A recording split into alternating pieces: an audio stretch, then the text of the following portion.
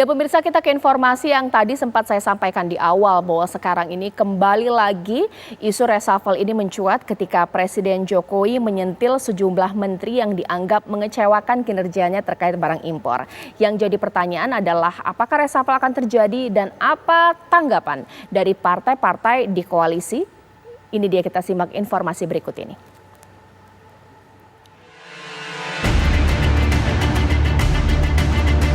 Isu reshuffle atau perombakan kabinet menteri Presiden Joko Widodo kembali mencuat.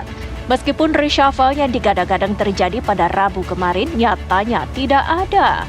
Namun kali ini kabar reshuffle kabinet kembali disinggung Jokowi di depan sejumlah menteri saat memberikan pengarahan aksi afirmasi buatan Indonesia di Bali Jumat 25 Maret 2022. Hal ini bermula ketika Presiden mengungkapkan kekesalannya karena banyak kementerian yang masih memakai produk impor untuk mendukung kegiatan operasional mereka. Jika ada yang tidak taat terhadap apa yang sudah kita sepakati pada hari ini, BUMN, saya sampaikan ke Menteri BUMN, dah ganti dirutnya. Ganti, ngapain kita?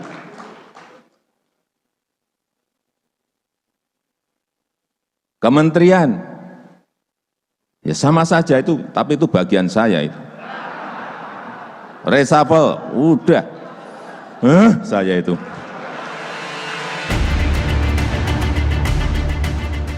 Isu reshuffle yang masih menjadi perbincangan tampaknya membuat salah satu partai politik merasa terganggu. Partai itu adalah Partai Kebangkitan Bangsa. Melalui Ketua Umum PKB Muhaimin Iskandar atau yang akrab disapa Caimin, isu reshuffle hendaknya tidak mengganggu PKB.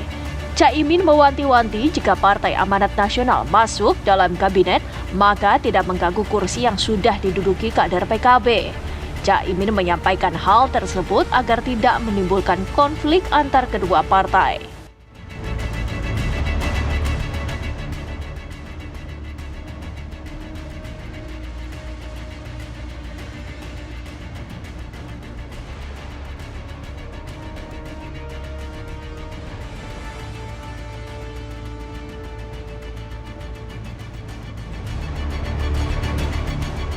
Lantas, apakah PKB benar-benar kerah dengan isu reshuffle ini? Tim TV One mengabarkan.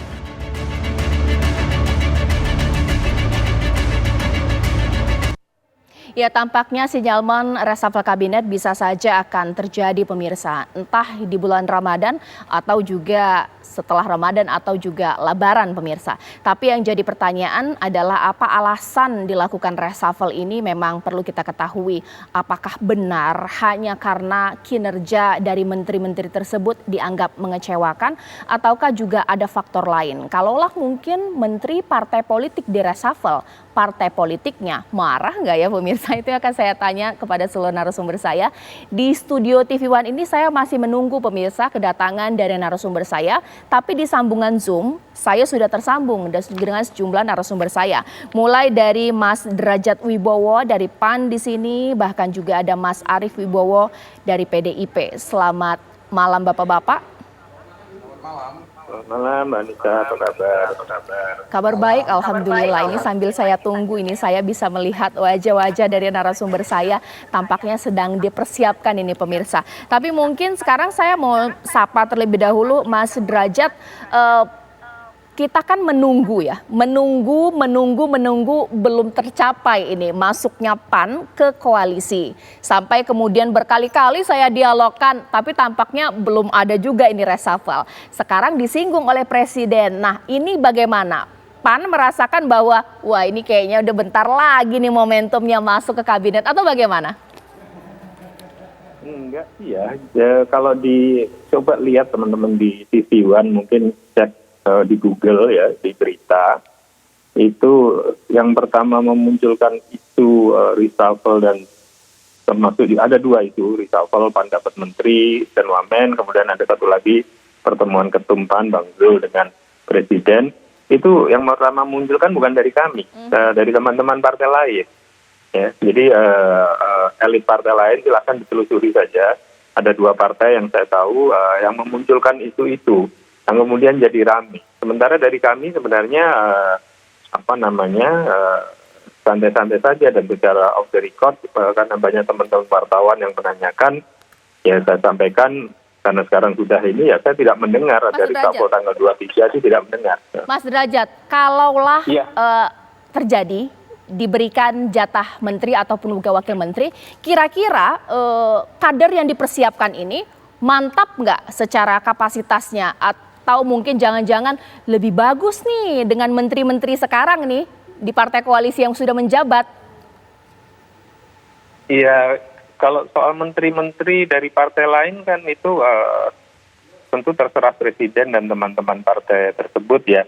Jadi kalau ada yang gerah jatahnya diambil atau apa segala macam ya sama sekali enggak dari kita ya. Kalau kita kalau dari PAN itu lebih ke arah politisi profesional begitu ya, dalam arti kalau memang bisa memberikan nilai tambah positif bagi negara, bagi masyarakat, ya tentu akan dipertimbangkan gitu. Tapi kalau misalkan tidak memberikan nilai tambah malah hanya merusak, ya buat apa gitu. Jadi ya kuncinya adalah PAN bisa memberikan kontribusi nilai tambah bagi masyarakat, baik itu di legislatif, di eksekutif ya, atau dimanapun saja. Jadi kuncinya kalau buat partai kami itu ya.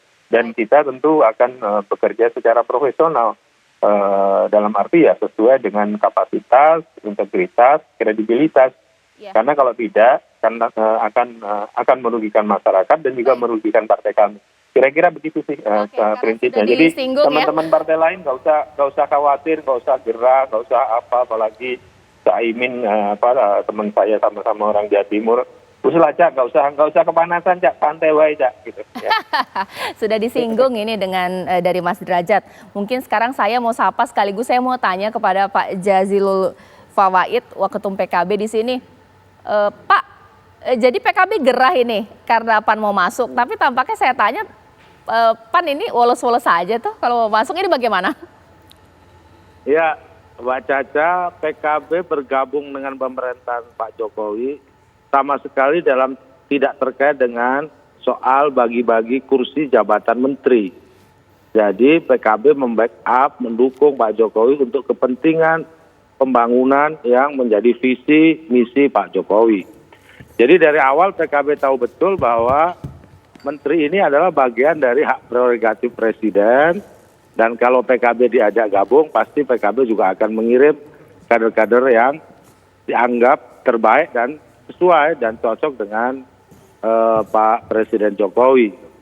Jadi sama sekali begitu PKB bergabung ini dengan Pak Jokowi ini tidak ada kontrak untuk bagi-bagi jabatan menteri. Baik. Maka oleh sebab itu kami menyerahkan sepenuhnya kepada Pak Jokowi, dan tentunya PKB juga berharap agar seandainya dilakukan reshuffle itu tidak mengganggu efektivitas kinerja yang dilakukan oleh pemerintahan Pak Jokowi Ma'ruf Amin. Oke, Pak. Jadi kalau misalkan mau ngajak PAN ya monggo saja, tidak ada masalah. Oke. Karena itu prerogatif presiden. Baik, Pak, berarti apa maksud pernyataan dari Caimin? Ini semacam peringatan nggak ya? Monggo kalau mau reshuffle, monggo kalau mau masukin PAN, tapi jangan ngurangi jatahnya PKB. Itu kan wajar saja bahwa Ketua Umum kami ingin bersama-sama mendukung pemerintahan Pak Jokowi dalam satu visi untuk membangun kebersamaan, tentu dengan partai-partai yang lain juga. Gitu. Oke. Apakah PAN, apakah partai-partai yang memang bersama-sama dengan Pak Jokowi, nggak ada hubungannya bahwa apa yang disampaikan oleh Ketua Umum PKB itu kemudian bersikap menekan-nekan Pak Presiden dan lain-lain. Kami sepenuhnya yakin bahwa Pak Jokowi lebih tahu apa yang harus diambil atau keputusan apa yang harus ditempuh terkait dengan para menterinya. Iya, sekarang saya ke Pak Arief Wibowo. Pak, apa ya, jadi kalau saya bayanginnya udah kayak kafling-kafling ya pemirsa ya. Jadi kalau misalnya mau masuk jangan ganggu penghuni kafling lainnya ini. Nah Pak Arief Wibowo, jadi ini seperti apa ini? Apa koalisi seperti itu ketika mau memasukkan penghuni yang lain, penghuni yang di dalam adem ayam ini jangan diganggu-gugat, jangan dikurangi jatahnya atau bagaimana? Iya, yang justru saya ingin bertanya ini, isu ini itu dari mana? Gitu ya. Seperti tidak ada angin, tidak ada hujan, tiba-tiba ada isu reshuffle kabinet. Dan ini berulang kali. Berarti menurut saya ya pihak yang kondisikan agar isu ini hadir, ya, seolah-olah ruang dan peluang bahwa akan ada posisi tertentu digantikan para menteri itu oleh pihak-pihak tertentu saja. Jadi saya kira dari presiden tidak ada tanda-tanda cukup yakin bahwa reshuffle kabinet waktu segera, karena isu ini berulang kali. Nah tentu saja butuh penjelasan dari memang, mohon maaf, quote and quote tahu persis bahwa presiden sedang akan reshuffle, ya, mengganti sebagian dari kabinet. Tapi dalam konteks partai-partai, saya kira ini soal yang pahami bahwa kalau terjadi pergantian itu akan dikomunikasikan dengan para partai. Dan sejauh ini tidak gelagat, tidak masih yang cukup kan bahwa beberapa partai akan diganti. Dan sekali lagi itu adalah presiden. Jadi siapa saja yang dianggap bekerja baik menjalani misi program presiden sampai dengan periode masa jabatan. Mas Arief Wibowo, memang saya sedikit kurang mendengar dengan jelas ini suara Mas Arief Wibowo. Nanti saya akan perbaiki komunikasi saya ya. Tapi mungkin saya akan menyapa terlebih dahulu, ini sudah bersama saya ini yang ditunggu-tunggu ini Mas Henry Satrio. Mas Hensat, tadi kan kita ngomong mengenai reshuffle kabinet, meskipun ada yang sudah bersuara partai politik koalisi terkait kalau masuk satu, jangan kemudian ngurangi jatah sebelumnya. Sebenarnya apakah memang urusan menteri untuk partai politik sensitif? Jangan ganggu-gugat bos, bagaimana? Ya ini kan jadi lucu ya, kita mendengarnya bahwa kok tiba-tiba ada partai politik yang saya yakin semuanya paham ini prerogatif presiden. Ya. Terus kalau misalnya nih dengan prerogatif presiden PKB kemudian dikurangi, emangnya mau protes, mau ikut-ikutan pasang tagar 2024 gantian seperti saya gitu kan? Kan nggak juga gitu. Jadi artinya memang mungkin lagi sensitif aja nih dua partai ini dan menurut saya sih nggak lebih dari sekedar bercandaan politik aja, karena dasarnya semuanya sama. Dari tadi Pak Zazil juga bilang gitu bahwa ini prerogatif presiden, terus kalau misalnya nanti tiba-tiba diganti mau gimana? Ini kan sekarang ini kan jadi kita tuh mengenyitkan dahi ya, kayak misalnya tadi kita baca Pak Presiden menegur keras menteri-menterinya gitu. Saya kan juga bingung ya, ini presiden kalau terjadi di periode pertama dan menegur keras di publik, wajar lah. Ini udah 2 periode, udah tengah periode, negurnya masih kayak gitu. Itu kan kayak pengumuman bahwa sebetulnya dia agak lost attention nih selama ini dengan para menterinya gitu.